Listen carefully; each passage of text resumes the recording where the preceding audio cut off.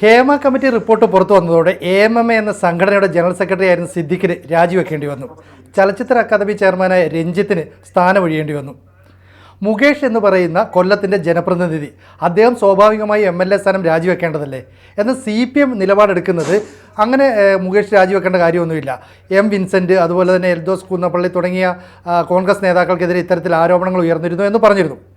അപ്പോൾ ഇവിടുത്തെ പ്രശ്നം, മുകേഷ് പറയുന്നത് എന്നെ രാഷ്ട്രീയപരമായി ഇല്ലാതാക്കാൻ ചിലർ ശ്രമിക്കുന്നു.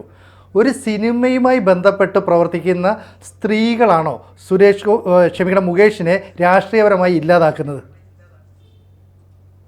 അതെ, തീർച്ചയായിട്ടും സെനുജി, നമുക്ക് ഈ വിഷയം വളരെ വ്യക്തമായി ചർച്ച ചെയ്യേണ്ട ഒരു വിഷയം തന്നെയാണ്. കാരണം കേരളീയ പൊതുസമൂഹത്തിൽ രാഷ്ട്രീയക്കാർ മുന്നോട്ട് വെക്കുന്ന ഇമേജ് ഇതാണോ എന്നാണ് ഏറ്റവും പ്രധാനപ്പെട്ട വിഷയം. ഇപ്പോ നമുക്ക് മനസ്സിലാക്കാൻ സാധിക്കുന്നത് ഈ വിഷയത്തിൽ ഒന്നും ചെയ്യാൻ CPM കഴിയില്ല. കാരണം കാലാകാലങ്ങളായി CPM ഉണ്ടാക്കിക്കൊണ്ടിരിക്കുന്ന ഒരു കീഴ്വഴക്കമാണ് അതിന് കാരണം. ഇപ്പൊ സിനിമാ രംഗത്ത് നോക്കിയാലും സിനിമാ രംഗത്ത് ആരോപണ വിധേയരായവരെല്ലാം CPM-മായി അടുത്ത് ബന്ധമുള്ളവരാണ്. അല്ലാതെ വരുന്നവർ വളരെ കുറച്ച് മാത്രമാണ്. കാരണം കേരളത്തിലെ സിനിമാ രംഗം അടക്കമുള്ള മാധ്യമപ്രവർത്തന രംഗം അടക്കമുള്ളവരെല്ലാം എല്ലാ മേഖലകളിലും കൈവശം വെച്ചിരിക്കുന്നത് CPM ആണ്. മറ്റാരെങ്കിലും അവിടെയൊക്കെ വഴിതെറ്റി വന്നാൽ തന്നെ അവരെ ഏതെങ്കിലും രീതിയിൽ പുകച്ചു ചാടിക്കാനുള്ള ശ്രമങ്ങൾ പല ഘട്ടങ്ങളിലും പല കോണുകളിൽ നിന്ന് ഉണ്ടാകുന്നുണ്ട്. അത് നമുക്കറിയാവുന്ന കാര്യമാണ്. ഇവിടെ ആരോപണ വിധേയരായിരിക്കുന്നവർ ആരൊക്കെയാണ് എന്നുള്ളതാണ് ഏറ്റവും പ്രധാനപ്പെട്ട കാര്യം. ഈ റിപ്പോർട്ട് തന്നെ ഏതാണ്ട് 4 വർഷക്കാലം ഇത് പുറത്തുവിടാതെ സംരക്ഷിച്ചുകൊണ്ട് പിണറായി വിജയൻ ഇരുന്നത് തന്നെ ഇത്തരത്തിലുള്ള ചില പ്രശ്നങ്ങൾ കൊണ്ടാണ് നമുക്ക് മനസ്സിലാക്കാൻ സാധിക്കുന്നു. ഇപ്പോ ഒരു സംഘടനയാണ്, ഒരു സിനിമാ രംഗത്തെ സംഘടനയുടെ ജനറൽ സെക്രട്ടറി മാത്രമായിരുന്നു സിദ്ദിഖ്. ആ സംഘടനയുടെ ജനറൽ സെക്രട്ടറിക്ക് രാജിവെക്കേണ്ടി വന്നു. ഇപ്പോ വളരെ പ്രധാനപ്പെട്ട മറ്റൊരു കാര്യം വരുന്നത്, രഞ്ജിത്തിനെ തന്നെ ആദ്യം പ്രൊട്ടക്ട് ചെയ്യാനുള്ള ശ്രമമാണ് സജി ചെറിയാൻ അടക്കമുള്ളവർ ചെയ്തത്. ഈ റിപ്പോർട്ട് വായിച്ചിട്ടില്ല എന്നാണ് ആദ്യഘട്ടത്തിൽ സജി ചെറിയാൻ പറഞ്ഞത്. ഈ രഞ്ജിത്തിനെ സംരക്ഷിക്കാനുള്ള ശ്രമങ്ങൾ ഇല്ലാതായി പോയത് യഥാർത്ഥത്തിൽ ഒരു പരാതിക്കാരി വന്നതുകൊണ്ട് മാത്രമാണ്. അല്ലെങ്കിൽ ഒരു പക്ഷേ രഞ്ജിത്തിനെയും ഇവർ സംരക്ഷിച്ചു കൊണ്ടുപോയേനെ. ഇവിടെ എന്താണ് കഴിഞ്ഞ കാലഘട്ടങ്ങളിലെല്ലാം സംഭവിച്ചുകൊണ്ടിരിക്കുന്നത്? ഒരു സ്ത്രീ പീഡനം ഉണ്ടായാൽ അത് ഏത് വിഷയത്തിലാണെങ്കിലും CPM-ന്റെ പ്രധാനപ്പെട്ട നേതാക്കന്മാർ പലരും ഇത്തരത്തിൽ സ്ത്രീ പീഡനത്തിന് ആരോപണ വിധേയരായവരാണ്. നമുക്കറിയാം, മുഖ്യമന്ത്രിയുടെ സെക്രട്ടറി ആയിരിക്കുന്ന പി ശശിയും PK ശശിയും KTDCയുടെ ചെയർമാൻ ആയിരുന്നു, ഒക്കെ ആരോപണ വിധേയരായവരാണ്. അവരെന്താണ് അന്ന് ചെയ്തത്? ഞങ്ങൾക്കൊരു പാർട്ടി കമ്മിറ്റി ഉണ്ട്, അല്ലെങ്കിൽ ഞങ്ങൾക്കൊരു പാർട്ടി കോടതിയുണ്ട്, ഞങ്ങളുടെ പാർട്ടി തീരുമാനിക്കുമെന്നാണ് അന്നത്തെ വനിതാ കമ്മീഷൻ ചെയർപേഴ്സൺ പറഞ്ഞത്. അതിൽ കൂടുതൽ എന്ത് ഗൗരവമുള്ള കാര്യമാണ് ഈ വിഷയത്തിലൊക്കെ ഉണ്ടായിട്ടുള്ളത്? അന്നൊക്കെ പരാതിക്കാരെ പുറത്ത് സെറ്റിൽ ചെയ്യിപ്പിച്ചുകൊണ്ട് ഈ വിഷയങ്ങളൊക്കെ സെറ്റിൽ ചെയ്തുകൊണ്ട് തീവ്രത ഇളക്കുന്ന മെഷീനും ഒക്കെ വാങ്ങിച്ചുകൊണ്ട് PK ശ്രീമതി അടക്കമുള്ളവർ രംഗത്ത് വന്നു. ഇപ്പോ ഇവരാരെങ്കിലും ഒരു അക്ഷരം വിട്ടുന്നുണ്ടോ? സിനിമാ രംഗത്തെ ഇപ്പോ ഞാൻ പറയാം, മുൻനിര നടിമാർ ആരും പരാതിയുമായി വന്നിട്ടില്ല. അതിന് കാരണം മുൻനിര നടിമാരൊക്കെ അവർ ഒരു ഘട്ടത്തിൽ എത്തിക്കഴിഞ്ഞു. അവർ അവിടെ സിനിമയിൽ ഫ്ലറിഷ് ആയി കഴിഞ്ഞു. അപ്പൊ അവരെ സംബന്ധിച്ചിടത്തോളം ചിലപ്പോൾ പരാതി പറയാനുള്ള അവസരങ്ങൾ, അല്ലെങ്കിൽ ഇനി പരാതി പറയണ്ട എന്ന് തീരുമാനിച്ചിട്ടുണ്ടാവും. ഇവരാരും ഈ പീഡനം അനുഭവിക്കാത്തവരല്ല. യഥാർത്ഥത്തിൽ ഈ ജൂനിയർ ആർട്ടിസ്റ്റുകൾ നടത്തുന്നത് വലിയ രീതിയിലുള്ള ഒരു സമരം, അല്ലെങ്കിൽ വലിയ രീതിയിലുള്ള ഒരു പ്രൊട്ടസ്റ്റ് തന്നെയാണെന്ന് പറയേണ്ടിയിരിക്കുന്നു. കാരണം ഒരു നിവൃത്തിയും ഇല്ലാതിരുന്നിട്ടും ഇതിൽ വലിയതായിട്ട് ഫ്ലറിഷ് ചെയ്യാതിരുന്നിട്ടും പലപ്പോഴും അവരവരുടെ ആത്മാഭിമാനം സംരക്ഷിച്ചുകൊണ്ടും ഇത്തരത്തിലുള്ള പ്രശ്നങ്ങളെ അഡ്രസ് ചെയ്തുകൊണ്ടും ഇനി ഒരു സ്ത്രീക്കും ആ പ്രശ്നം ഉണ്ടാകരുത് എന്ന് പറഞ്ഞുകൊണ്ടും അവർ രംഗത്ത് വരുന്നു. ഇപ്പൊ ഏറ്റവും കൂടുതൽ ആരോപണം വരുന്നിരിക്കുന്ന ആർക്കെതിരെയാണ്? ഗണേഷിനും മുകേഷിനും എതിരെയാണ്. പ്രത്യേകിച്ച് മുകേഷിനെതിരെ ഉയർന്ന ആരോപണങ്ങളുടെ വ്യാപ്തി ഒന്ന് പരിശോധിച്ചാൽ എന്തൊക്കെയാണ് നമുക്ക് മനസ്സിലാക്കാൻ സാധിക്കുന്നത്? വീട്ടിനുള്ളിൽ സഹനടിമാരുടെ അമ്മമാരെ വീട്ടിനുള്ളിൽ അഡ്രസ്സ് സംഘടിപ്പിച്ചുകൊണ്ട് വീട്ടിൽ തിരക്കി ചെന്നു എന്നാണ് പറയുന്നത്. നമുക്കറിയാം, ഒരു ഷോയുമായി ബന്ധപ്പെട്ട് ആ ഷോയുടെ ഡയറക്ടർ തന്നെ പറയുന്നു അവരെ വലിയ രീതിയിൽ ശല്യം ചെയ്യാൻ ശ്രമിച്ചിട്ടുണ്ട് എന്ന്. നിരവധി പേരെ, എനിക്ക് വ്യക്തിപരമായി ഇങ്ങനെ ഒരു അനുഭവം ഒരു സ്ത്രീ പറഞ്ഞതായി അറിയാം. അവരെ ഇതുപോലെ തന്നെ ഈ ഷോയുമായി ബന്ധപ്പെട്ട് വിളിച്ച് അവർ എറണാകുളത്ത് ചെല്ലുമ്പോൾ മുകേഷിന്റെ കാർ വന്നിട്ടാണ് ആ സ്ത്രീയെ കൊണ്ടുപോകുന്നത് ഈ പരിപാടിയിൽ പങ്കെടുക്കാൻ എന്ന് പറഞ്ഞിട്ട്. ആ പെൺകുട്ടി പിന്നീട് വളരെ ബുദ്ധിമുട്ടി അയാളുടെ ഫ്ളാറ്റിൽ നിന്ന് ഇറങ്ങി ഓടുന്ന അവസ്ഥ വന്നു എന്ന് എന്നോട് പറഞ്ഞിട്ടുള്ള കഥയുണ്ട്. പക്ഷെ അന്ന് നമ്മൾ ഇത് വിശ്വസിച്ചില്ല. കാരണം നമ്മൾ വിചാരിക്കും മുകേഷിനെ പോലെ ഒരാൾക്ക് ഇത്രയധികം പ്രശ്നങ്ങളുണ്ട്. സാധാരണ ഒരാൾ ചിന്തിക്കുന്ന തലച്ചോറിലെ നമ്മൾ വന്ന് ചിന്തിച്ചിട്ടുള്ളൂ. മുകേഷിനെ പോലെ ഇത്ര എസ്റ്റാബ്ലിഷ്ഡ് ആയി നിൽക്കുന്ന ഒരു ജനപ്രതിനിധി, അല്ലെങ്കിൽ ഇത്തരത്തിലുള്ള ഒരാൾ അത് ചെയ്യുമോ, അല്ലെങ്കിൽ ഇത്രയും സിനിമാ രംഗത്ത് പ്രഗത്ഭനായ ഒരാൾ അങ്ങനെ ചെയ്യുമോ എന്നാണ് നമുക്ക് വന്ന് ധാരണ പോയത്. പക്ഷേ ഇപ്പോൾ പുറത്തു വരുന്ന കഥകളിൽ നിന്ന് നമുക്ക് മനസ്സിലാക്കാൻ സാധിക്കുന്നത് മുകേഷിനെ പോലെ ഒരു പെണ്ണുപിടിയൻ തന്നെ ഉപയോഗിക്കേണ്ടി വരും. അത്തരം ഒരു പെണ്ണുപിടിയനെ ഒരു ജനപ്രതിനിധിയായി ഒരു കോൺസ്റ്റിറ്റ്യുവൻസിയുടെ MLA ആയി കൊണ്ടു നടക്കുമ്പോൾ, അല്ലെങ്കിൽ അയാൾ രാജിവെക്കണ്ട എന്ന് എന്തിന്റെ പേരിലാണ് പിണറായി വിജയൻ അടക്കമുള്ളവർ പറയുന്നത്? ഇവരല്ലേ സ്ത്രീകൾക്ക് വേണ്ടി ഏറ്റവും കൂടുതൽ നവോത്ഥാനം നടത്തുന്നു എന്ന് അവകാശപ്പെടുന്നത്? ശബരിമലയിലേക്ക് സ്ത്രീകളെ കൊണ്ടുവരാൻ ഏറ്റവും കൂടുതൽ ബുദ്ധിമുട്ടിയതാരായിരുന്നു? ഏറ്റവും കൂടുതൽ ശ്രമം നടത്തിയതാരായിരുന്നു? CPM അല്ലേ? നവോത്ഥാന നായകനാകാനുള്ള പിണറായി വിജയന്റെ ശ്രമം എന്തുകൊണ്ടാണ് ഈ CPM-ലേക്ക് വരുമ്പോൾ ഇല്ലാതായി പോകുന്നത്? വിരൽ ചൂണ്ടപ്പെടുമ്പോൾ CPI-യിലേക്കാവുമ്പോൾ ഇല്ലാതായി വരുന്നത് എന്തുകൊണ്ടാണ്? മുഖ്യമന്ത്രി ആയിരുന്ന ഉമ്മൻചാണ്ടി രാജിവെക്കണമെന്ന് ആവശ്യപ്പെട്ടുകൊണ്ട് തലസ്ഥാനത്ത് രാപ്പകൽ സമരം നടത്തിയവരല്ലേ CPM-കാർ? ഇപ്പോൾ എന്താണ് ഇത്രയും വലിയ ഗുരുതരമായ സ്ത്രീ വിഷയങ്ങളുടെ ആരോപണങ്ങൾ ഉണ്ടായിട്ടും എന്തുകൊണ്ടാണ് ഗണേഷിനെ പ്രൊട്ടക്ട് ചെയ്തുകൊണ്ട് മുന്നോട്ട് വരാൻ ശ്രമിക്കുന്നത്? എന്റെ ഒരു സംശയത്തിൽ സിനിമാ രംഗത്തുള്ള പവർ ഗ്രൂപ്പ് എന്ന് പറയുന്നത് മുകേഷും ഗണേഷും ഒക്കെ ഉൾപ്പെടുന്ന ലോബിയാണെന്ന് സംശയിക്കേണ്ടിയിരിക്കുന്നു. മറ്റൊരു പ്രധാനപ്പെട്ട ആരോപണം നിങ്ങൾ ആലോചിച്ച് നോക്കൂ. ഒരു സംഘടനയുടെ ഭാഗമാകണമെങ്കിൽ ആ സംഘടനയിലേക്ക് സ്ത്രീകൾക്ക് അംഗത്വം നൽകണമെങ്കിൽ പോലും, ഒരു തൊഴിലാളി സംഘടനയുടെ ആ സ്ഥാപനത്തിലേക്ക്, തൊഴിലാളി സംഘടനയിലേക്ക് അംഗത്വം നൽകണമെങ്കിൽ എന്താണ് മാനദണ്ഡം? മുകേഷിന്റെയും ചില നടന്മാരുടെയും ഒക്കെ ഒപ്പം കിടക്ക പങ്കിടണമെന്നാണോ? അപ്പോൾ പവർ ഗ്രൂപ്പ് ആരാണ്? മുകേഷും ഗണേഷും അടക്കമുള്ളവർ ഈ പവർ ഗ്രൂപ്പിന്റെ ഭാഗമായതുകൊണ്ടല്ലേ ഇത്രയും നാൾ ഈ റിപ്പോർട്ട് തന്നെ പുറത്തു വരാതിരുന്നത്? ഒരു ജനപ്രതിനിധിയിൽ നിന്ന് നമ്മൾ പ്രതീക്ഷിക്കേണ്ടത് എന്താണ്? ഒരു ധാർമ്മിക നിലവാരമില്ലാത്ത ഒരു ജനപ്രതിനിധി നിയമസഭയിൽ വന്നിരുന്ന് ആർക്കു വേണ്ടിയാണ് ബാധിക്കുക? സ്ത്രീകളെ ഇത്തരത്തിൽ ഉപയോഗപ്പെടുത്തുന്ന, അല്ലെങ്കിൽ സ്ത്രീകളുമായി ഏറ്റവും കൂടുതൽ ആരോപണം ഉയർന്നിരിക്കുന്നത് ഇപ്പോൾ മുകേഷിനെതിരെയാണ്. ആദ്യം രാജിവെക്കേണ്ടത് മുകേഷാണ്. ഈ മുകേഷിനെതിരെ നേരത്തെ തന്നെ മുകേഷിൻ്റെ ആദ്യ ഭാര്യ ഒരു ചാനലിൽ വർഷങ്ങൾക്ക് മുമ്പ് ഒരു അഭിമുഖം നടത്തിയിരുന്നു. അന്ന് മുകേഷിൻ്റെ ചെയ്തികളെക്കുറിച്ച് പറഞ്ഞിരുന്നു. അതിനുശേഷം ഓരോരോ ഘട്ടത്തിൽ മുകേഷിനെതിരെ ആരോപണങ്ങൾ ഉയർന്നു. പക്ഷേ അപ്പോഴൊക്കെയും ഈ CPM എന്ന് പറയുന്ന സംഘടന അല്ലെങ്കിൽ രാഷ്ട്രീയ പാർട്ടി അവരോട് അനുഭാവം പ്രകടിപ്പിച്ച മുകേഷിനെ ചേർത്ത് പിടിക്കുകയാണ് ചെയ്തത്. ഇവിടെ ഇപ്പോഴും എന്താ ചെയ്തത്?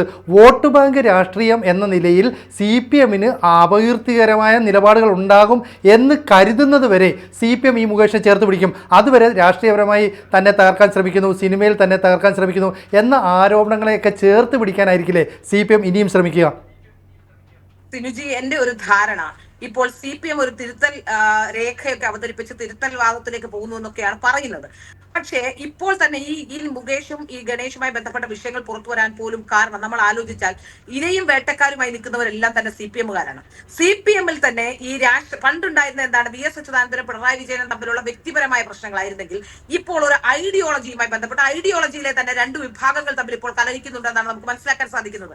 കാരണം പിണറായി വിജയന്റെ ഒരു ഇസവും അതുപോലെ തന്നെ മാർക്സിസവും തമ്മിലുള്ള ഒരു പ്രകടമായ ഒരു പ്രശ്നം ഇപ്പോൾ CPM-ൽ തന്നെ ഉണ്ടാകുന്നുണ്ട്. യഥാർത്ഥത്തിൽ ഈ വിഷയങ്ങൾ പുറത്തു വരുമ്പോൾ നമുക്ക് മനസ്സിലാക്കാൻ സാധിക്കുന്നത് ഇതും അതിന്റെ ഒരു ബൈ പ്രോഡക്റ്റ് ആണെന്ന് തന്നെയാണ്. ഇവിടെ ആരോപണ വിധേയരായി നിൽക്കുന്നവരും CPM-കാരാണ്. ഈ പാർവതി അടക്കമുള്ള WCC-യുടെ മെമ്പർ ആയിരിക്കുന്നവരും എല്ലാം CPM-കാർ തന്നെയാണ്. അതിൽ നിന്ന് നമുക്ക് മനസ്സിലാക്കാൻ സാധിക്കുന്നത് ഇവിടെ ഈ ആരാണ്, പിണറായി വിജയനാണ് മുകേഷിനെ സംരക്ഷിക്കുന്നത് എന്നാണ് നമുക്ക് ഏതാണ്ട് ഒക്കെ ധാരണയുള്ളത്. കാരണം ഇത്തരം ഒരു പ്രശ്നം ഉണ്ടാകുമ്പോൾ ആദ്യം ആരാണ് ഇത് രംഗത്ത് വന്നത്? സജി ചെറിയാനാണ്. സജി ചെറിയാൻ പിണറായി വിജയനോട് ഏറ്റവും അടുത്ത് നിൽക്കുന്ന ആളാണ്. സജി ചെറിയാനാണ് ഈ റിപ്പോർട്ട് വായിച്ചിട്ടില്ല. ഒന്ന് ആലോചിച്ച് നോക്കൂ. ഒരു സാംസ്കാരിക വകുപ്പ് മന്ത്രി സാംസ്കാരിക മേഖലയുമായി ബന്ധപ്പെട്ട് സിനിമാ മേഖലയിൽ 1.5 കോടി രൂപയോളം ചെലവഴിച്ചുകൊണ്ട് ഒരു കമ്മീഷനെ വെക്കുന്നു. ആ കമ്മീഷൻ ഒരു റിപ്പോർട്ട് തയ്യാറാക്കി കൊടുത്തിട്ട് ആദ്യഘട്ടത്തിൽ സജി ചെറിയാന്റെ പ്രതികരണം എന്താണ്? ഞാൻ ഈ റിപ്പോർട്ട് വായിച്ചിട്ടേ ഇല്ല എന്നുള്ളതാണ്. കാരണം സ്ത്രീ വിഷയവുമായി ബന്ധപ്പെട്ട് ഉയർന്ന പ്രശ്നങ്ങളിൽ എത്ര ലാഘവത്തോടെയാണ് ഇത്രയും പ്രശ്നങ്ങളുള്ള, ഇത്രയും ഗുരുതരമായ വിഷയങ്ങളുള്ള റിപ്പോർട്ട് വായിച്ചിട്ടില്ല എന്ന് പറയുന്നത്. ഈ വായിച്ചിട്ടില്ല എന്ന് പറയുമ്പോഴും വിവരാവകാശ കമ്മീഷണർ ചോദിക്കുമ്പോൾ നിയമസഭയിൽ മന്ത്രിക്ക് ഉത്തരം പറയാനുണ്ട്. അതുകൊണ്ട് വിവരാവകാശ കമ്മീഷൻ ഈ രേഖ വിവരാവകാശ കമ്മീഷന് പോലും ഈ രേഖ നൽകില്ല എന്നായിരുന്നു ആദ്യഘട്ടത്തിൽ പറഞ്ഞിരുന്നത്. പിന്നെ എങ്ങനെയാണ് ഇത് വായിച്ചിട്ടില്ല എന്ന് സാംസ്കാരിക വകുപ്പ് മന്ത്രിക്ക് പൊതുസമൂഹത്തിനോട് വന്ന് പറയാൻ കഴിയുക? പിന്നീട് അദ്ദേഹം ആ വാദമൊക്കെ തിരുത്തിയിട്ടുണ്ട്. അത് ഇപ്പോൾ ഈ ചലച്ചിത്ര അക്കാദമി ചെയർമാനെതിരെ ഉയരുന്ന ആരോപണങ്ങളിൽ പോലും ഇപ്പോൾ നമുക്ക് മനസ്സിലാക്കാൻ സാധിക്കുന്ന അന്ന് ഉയർന്ന ആരോപണങ്ങളിൽ ഒരു രക്ഷയുമില്ലാത്തതുകൊണ്ടാണ് രഞ്ജിത്തിന് രാജിവെച്ച് പുറത്ത് പോകേണ്ടി വന്നത്.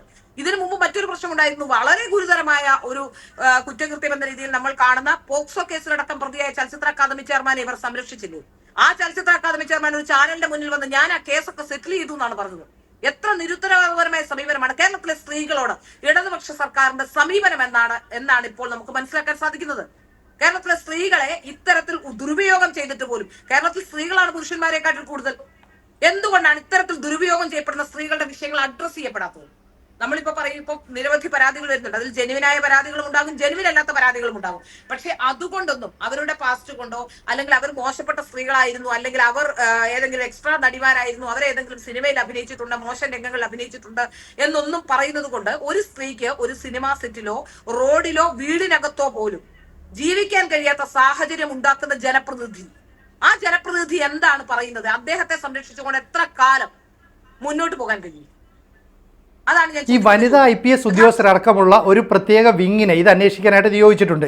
ഒരു പെൺകുട്ടി അല്ലെങ്കിൽ ഒരു സിനിമാ മേഖലയുമായി ബന്ധപ്പെട്ട ഒരു ജൂനിയർ ആർട്ടിസ്റ്റ് ഒരു പരാതി നൽകിയാൽ, വാക്കാൽ നൽകിയാൽ പോലും അതിനെ സംബന്ധിച്ചൊരു അന്വേഷണം നടത്തണം. നമുക്ക് പ്രതീക്ഷിക്കാമോ ഒരു ജനപ്രതിനിധിയായ മുകേഷിനെ ഈ വനിതാ IPS ഉൾപ്പെടെയുള്ള സംഘം ചോദ്യം ചെയ്യുമെന്നോ വിളിച്ചു വരുത്തുമെന്നോ വല്ലോ?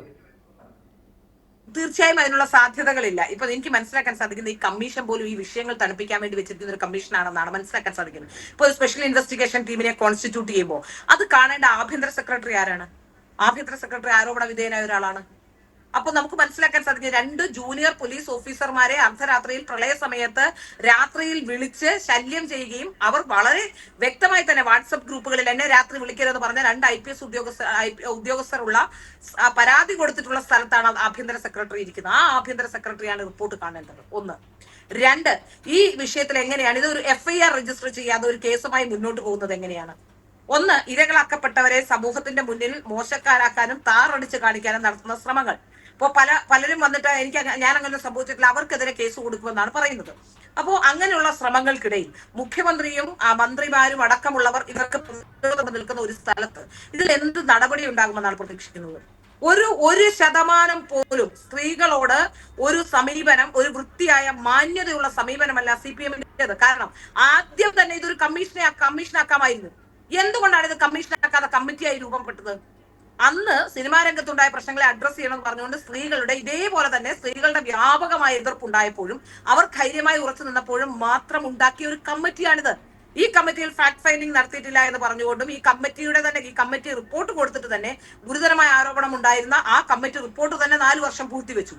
അതിനുശേഷം ഇപ്പോൾ നിവൃത്തിയില്ലാതെ ഒരു കമ്മീഷനെ രൂപീകരിക്കുന്നു. ഇനി ഈ കമ്മീഷൻ എന്ത് അധികാരമാണുള്ളത്? ഈ കമ്മീഷൻ വിളിച്ചു വരുത്തി ചോദ്യം ചെയ്യുമെന്നോ അല്ലെങ്കിൽ ചോദ്യം ചെയ്ത് നമ്മൾ അറിയുമെന്നോ മാധ്യമപ്രവർത്തകർ പോലും അറിയാനിടയില്ല. ചിലപ്പോൾ ഒരുപക്ഷെ ഈ സിനിമാ താരങ്ങളെയൊക്കെ വിളിക്കുമ്പോൾ ഞങ്ങൾ ഷൂട്ടിംഗ് സെറ്റില്ല, ഞങ്ങൾക്ക് ഇപ്പോൾ വരാൻ പറ്റില്ല എന്ന് പറഞ്ഞുകൊണ്ട് സമയം നീട്ടിക്കൊണ്ട് പോകാം. ഇവർക്ക് പല രീതിയിലുള്ള ആനുകൂല്യങ്ങൾ ഇവർക്ക് ലഭിക്കാം. പിന്നെ പറയുന്ന കാര്യങ്ങൾ എങ്ങനെയാണ് പോലീസ് അന്വേഷണം നടത്തേണ്ടത്? ഒരു സ്പെഷ്യൽ ഇൻവെസ്റ്റിഗേഷൻ ടീമിനെ ഉണ്ടാക്കി എങ്ങനെ FIR രജിസ്റ്റർ ചെയ്യുമെന്നാണ് പറയുന്നത്. ഇവരാരെങ്കിലും ഇപ്പോൾ പറഞ്ഞിട്ടുണ്ടോ പരാതിക്കാരായി രംഗത്ത് വരുമെന്ന് പറഞ്ഞ സ്ത്രീകൾ എത്ര പേരാണ്? പലപ്പോഴും അവർക്ക് അഭിഭാഷകരെ വെക്കാനുള്ള, കാരണം ജൂനിയർ ആർട്ടിസ്റ്റുകളാണ് പരമാവധി പരാതിയുമായി വന്നിട്ടുള്ളത്. അപ്പോ ജൂനിയർ ആർട്ടിസ്റ്റുകൾ പരാതിയുമായി വരുമ്പോൾ തന്നെ നമുക്ക് മനസ്സിലാക്കാൻ സാധിക്കുന്നത് അവർക്ക് അതിനുള്ള സാമ്പത്തിക അവസ്ഥ ഉണ്ടാവില്ല അഭിഭാഷകരെ വെക്കാനോ കേസ് മുന്നോട്ട് നടത്താനോ. അപ്പോൾ സ്വാഭാവികമായി അവർ വിചാരിക്കുന്നത് എന്താണ്? ഇനി കേസ് ഒന്നും വേണ്ട, ഇത്രയും കാലം പറഞ്ഞതൊക്കെ പറഞ്ഞു എന്നുള്ളതാണ്. ഈ പറയുന്ന വാക്കുകൾക്ക് നമുക്ക് എത്ര കാലത്തോളം ഇത് നിലനിർത്താൻ കഴിയും?